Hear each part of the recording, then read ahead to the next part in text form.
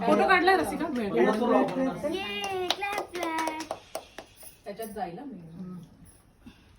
आता